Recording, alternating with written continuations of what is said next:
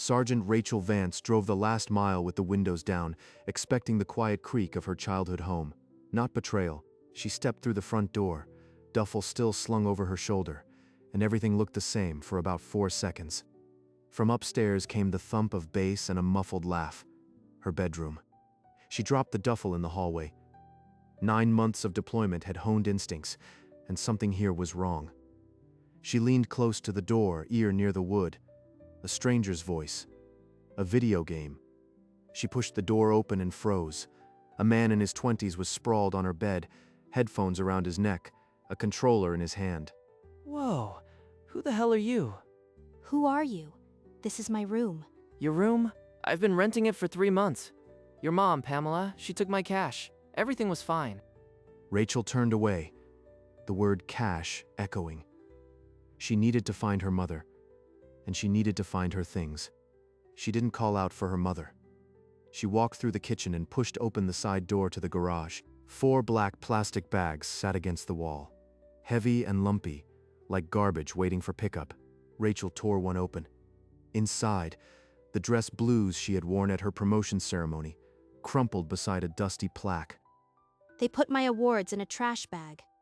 Another bag held the letters, her grandfather's handwriting, yellowed envelopes tied with a ribbon, now crushed. She pulled out the flag from his funeral, the one her mother had once called a keepsake. It was stuffed under an old blanket. She didn't bother to brush off the dust. Carrying the folded flag, she went back inside and found Pamela on the living room couch.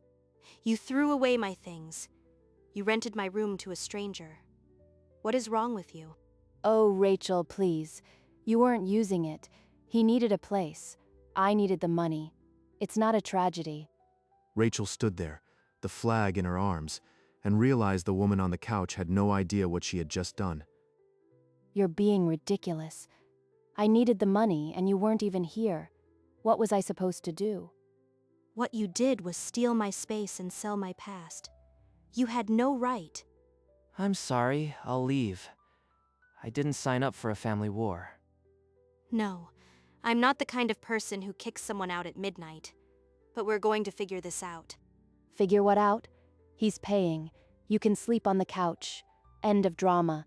Rachel stared at her mother, then turned away. She carried the flag back to the garage, the only room that held her things. In the garage, she unfolded the letters one by one, running her fingers over her grandfather's words. They smelled like dust and memory. I'm not going to cry. I'm not going to scream. I'm going to find a way to take back what's mine. Later that night, Rachel lay on the living room couch, a thin blanket pulled to her chin, listening to the creaks of a house that no longer felt like home. She thinks I'm just going to accept this. She's wrong. The next morning, Rachel walked into the kitchen to find Pamela already gone.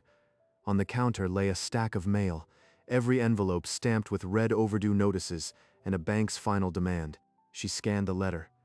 Her mother wasn't just a few payments behind. The house was being threatened with foreclosure if the debt wasn't settled. Rachel's jaw tightened. She needed to understand the full picture. While Pamela was out, she climbed the stairs and entered her mother's bedroom. In the nightstand drawer, she discovered pawn shop receipts, a casino loyalty card, and unsent credit card applications, all in Pamela's name. She was gambling. That's where the money went. She went back downstairs and found Brandon making coffee. She needed confirmation. Brandon, when you paid my mother, did she give you a receipt or a lease? No, I just handed her cash.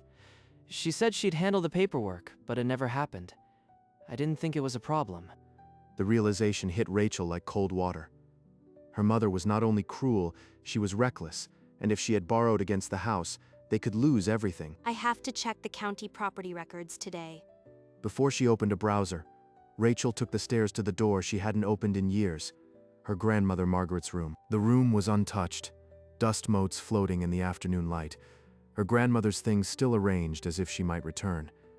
She spotted a silver-framed photo on the dresser, Margaret, smiling, taken before the Parkinsons stole her balance. Grandma, what did you do to protect this house? Near the photo, a small wooden box held an envelope, her name in Margaret's shaky cursive across the front. The letter read, "My dearest Rachel, I've made arrangements to keep the house safe. One day you'll understand. Trust me." Rachel remembered the call 2 years ago, when Margaret had urgently asked her to sign some papers. She had been too busy to think about it then. What are you doing in Mother's room? You have no right to be here. I'm trying to understand why you're drowning in debt and destroying everything. She slipped the letter into her pocket, brushed past her mother, and walked downstairs. The property records couldn't wait any longer. She pulled out her phone, navigated to the county assessor's website. Her fingers hovered as the page loaded. The screen refreshed. Property owner, Vance Family Trust, not Pamela Vance, not Margaret. A trust. A trust. Grandma, you did it. You took the house out of her hands. 2 years ago, Margaret had called, insistent that she come to a lawyer's office. Rachel had been 26, rushing between deployments, and had signed without a second thought. I didn't even read them. I just signed where she pointed. She must have made me the trustee. The screen remained unchanged. The trust held the deed. Her mother had no legal power to rent, to borrow, to gamble with this house. I need the trust document, the actual paper with my name on it. It has to be somewhere in this house. She shut the phone and stood, scanning the kitchen as if the walls hid answers. Margaret had always been meticulous. The document was here. She thought of the old roll-top desk in Margaret's room, the hidden compartments. She would search every corner. I'm going to tear this house apart until I find it. And when I do, everything changes. She pushed open Margaret's door a second time, no longer asking permission. Her grandmother had led her here for a reason. The old roll-top desk had a false bottom she'd discovered as a child, a place for letters too precious to leave on the surface. She lifted the envelope, her name scrawled across the front in Margaret's unmistakable handwriting. This is it, the word from my grandmother. Inside was a thick set of papers, at the top, in bold, Declaration of Trust, dated 2 years ago. Her eyes flew to the trustee line. It read, Rachel Vance, successor trustee. My name.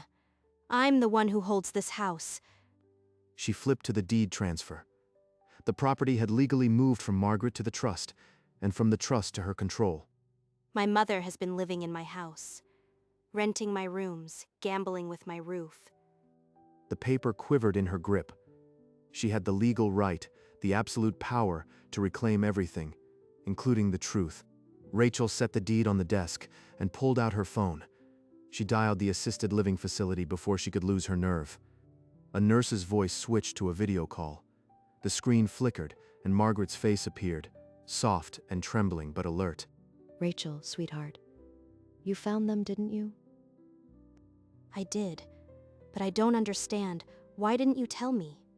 I signed papers and never knew what they meant. Because Pamela would have worn you down. I had to protect the home for you. For us. She's my daughter, but she has a sickness, gambling, lies. The deed? It's mine? I'm the trustee? Yes. The house is yours, Rachel.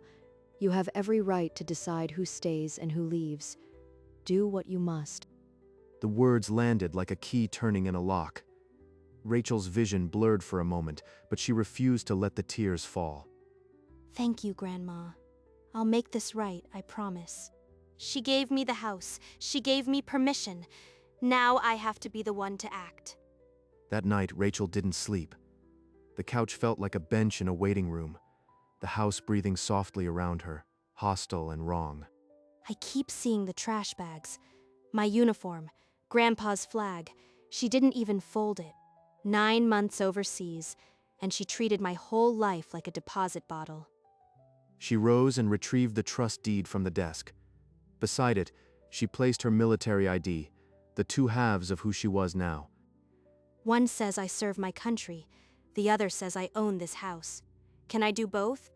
The back door groaned as she stepped onto the lawn, the deed clutched against her chest.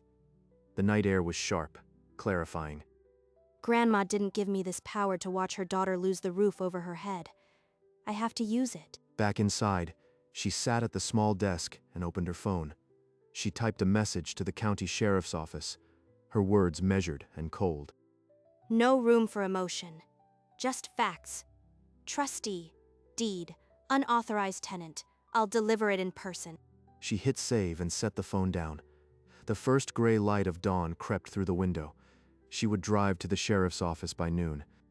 At noon, Rachel pushed through the glass doors of the county sheriff's station, the trust deed folded in her grip. Sheriff Danvers, gray-haired and no-nonsense, motioned her to a wooden chair in his office, a map of the county on the wall behind him.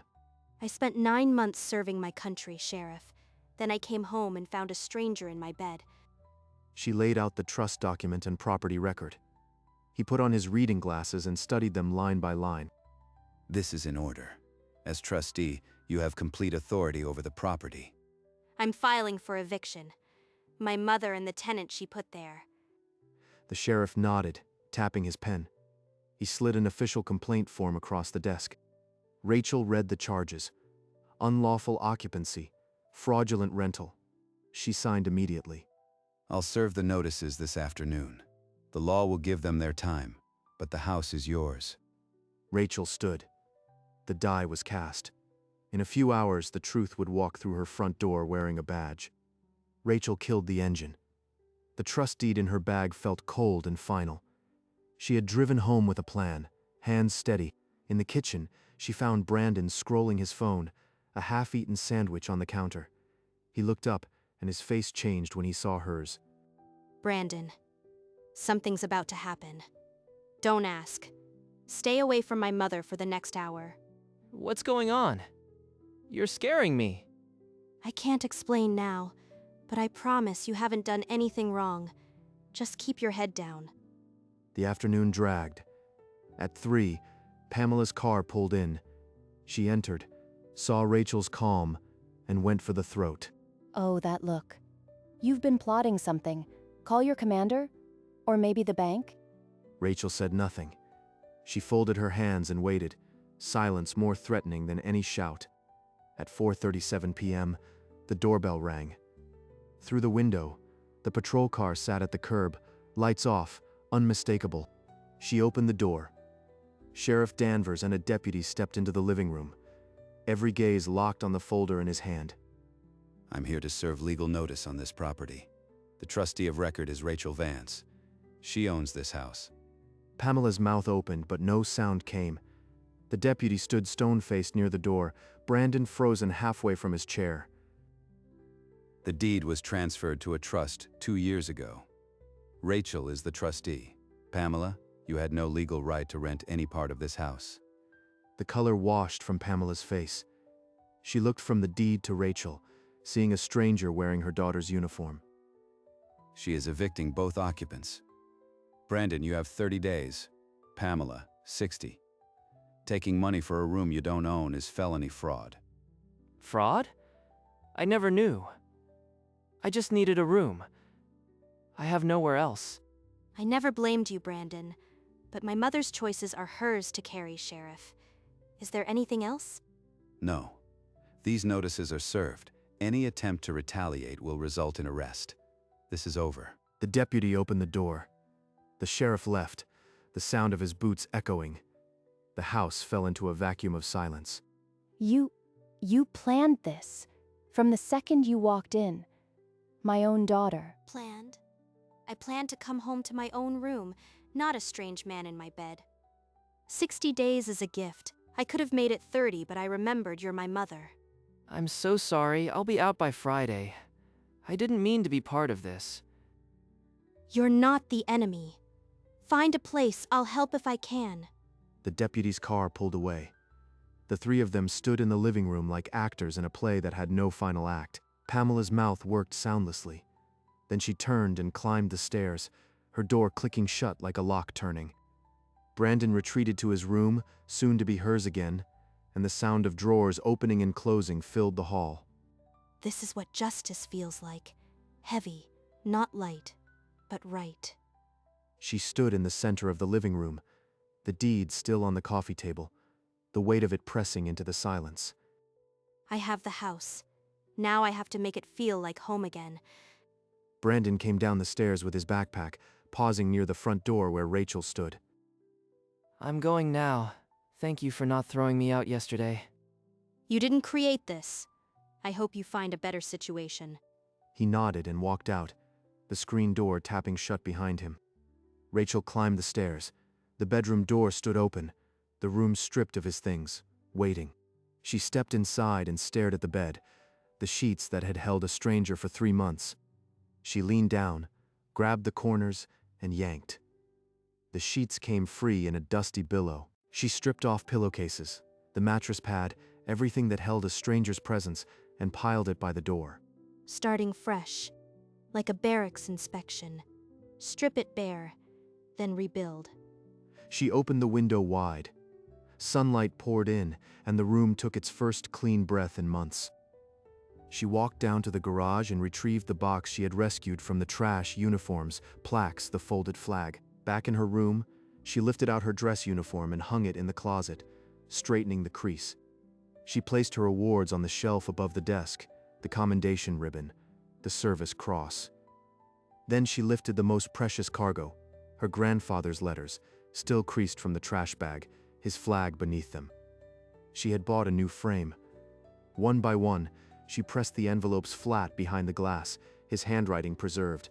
She carried the frame downstairs and mounted it above the fireplace mantel, the spot where it belonged.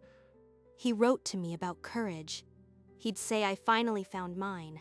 She returned to her room. The closet held her uniform. The desk held her awards. The window held the sun. I'm home, not just inside these walls, but in every piece that was nearly thrown away. She stood in the doorway and looked back. The room was hers again. 2 days after the eviction notices, Rachel drove to bring Margaret home. She found her grandmother waiting beside a small suitcase. You came. I knew you would. I promised. The ramp is done. The room is aired out. The drive passed in shared glances and small stories. When they pulled into the driveway, the afternoon sun lit the new wooden ramp. She's home. After everything, she's finally here. Inside, Margaret's eyes swept the room and landed on the mantel. The framed letters caught the light. You saved them. His letters. I was so afraid Pamela had thrown them away. Margaret wept quietly. Rachel knelt and held her hand, saying nothing for a long moment, the letters glowing above them. Later, in the guest suite, they sat with an old photo album across their laps, the house alive with voices that finally belonged. Pamela's room was bare. The suitcase on the floor held what remained. Downstairs, Rachel waited by the mantel, the framed letters of her grandfather quiet in their frames. You won. Enjoy it. Pamela paused at the door, not looking back, her jaw tight. Rachel said nothing. She walked to the front door and opened it. The afternoon light flooding in, Pamela carried her suitcase to the car, the trunk groaning as it shut. She didn't wave. There was no goodbye, only the sound of the engine turning over. Rachel stood on the porch, watching the car until it reached the end of the street. The door clicked shut behind her. The house fell silent, save for Margaret's soft humming from the guest suite. It was over. The house belonged to them now. The next morning, the buzzing started. Rachel's phone vibrated on the side table, the screen flashing Mom. She ignored it. The buzzing stopped, then started again 3 minutes later. And again. By the end of the week, the notification counter read 91 missed calls, all from the same number. 91. She thinks if she calls enough, I'll pick up and forget. She's persistent. But so are you, sweetheart. Margaret reached over and placed her tremulous hand over the phone as if to silence it herself. I won't let her voice into this house again. She swiped to the contact, hit delete, then blocked the number. The slider confirmed delete contact. The phone fell dark. Rachel set it face down on the table and picked up her book. The only sound was the rustle of pages and Margaret's soft humming from the chair beside her. Months later, the house had grown into itself. The mantel held its letters, the rooms their rightful keepsakes. Rachel sat in the armchair, a book open in her lap, but her eyes were on the framed letters above the fireplace. I finally did what he'd written about. I came home and stayed. Your grandfather would be proud, Rachel. More than proud. I hope so. I feel like I can breathe for the first time in years. They didn't talk about Pamela. They didn't talk about eviction. They spoke of small things: the garden, the weather, the old photo albums. Outside, the autumn wind stirred the leaves, but inside, the house was still. I always knew you would find your way back, child. I'm home. Not just in this house, but in my own skin. Finally. She rested her head against the chair and closed her eyes, the quiet wrapping around her like a blanket. Rachel opened her eyes and stood. She walked to the porch, where Margaret was already sitting on the swing, a blanket over her lap. Come sit with me, child. The evening is too nice to stay inside. Rachel settled beside her, the old swing creaking gently as they found their rhythm. This is what I fought for. Not just the house, but this. They sat in silence, watching the sun dip below the tree line, the world turning gold and still. From the street, the house stood as it always had, but the light in the windows was different now, warm, steady, unafraid. Inside those walls, the letters on the mantel kept watch. The flag rested in its new frame. Rachel leaned her head on Margaret's shoulder. Neither spoke. The house held them, and they held each other. The long fight was finally over. Fade to black. In the weeks that followed, the house settled into a rhythm as steady as the clock on the mantel. Margaret taught Rachel to read her old recipe cards, the ones written in her grandmother's handwriting. She's giving me pieces of her, the way he gave me letters. The guest suite smelled like lavender now, and the wheelchair sat beside the bed, no longer a symbol of frailty but of presence. I sleep better here than I have in years. This house has forgotten how to be angry. Rachel found a note tucked into one of her grandfather's envelopes that she hadn't seen before. For Rachel, home isn't a place, it's a start. He knew. Even then, he knew I'd need to come back. She taped the note to the inside of the mantel, so only she could see it when she looked up. On the coldest night of December, Rachel and Margaret lit a fire and watched the flames reflect on the glass over the letters. Neither spoke, but the room said everything. You are safe, you are home, you are not alone. The next morning, Rachel rose before the sun and stood at her bedroom window, watching the dark sky pale. Down the hall, Margaret's soft breathing was the only sound, a rhythm that had become the pulse of the house. She walked to the mantel. The framed letters seemed to glow in the early light, her grandfather's words waiting, as they always had. Every morning I wake up here is a morning I took back. She pressed her fingertips to the glass, a silent promise to the man who had written those letters. Outside, the first snow of the year began to fall, silent and clean, covering the yard in a fresh layer. Rachel stepped onto the porch and caught a flake on her glove, watching it melt. Behind her, the house stood solid and warm, its windows glowing like a promise kept. She closed the door, and the house settled into another ordinary morning, and that was everything she had ever wanted.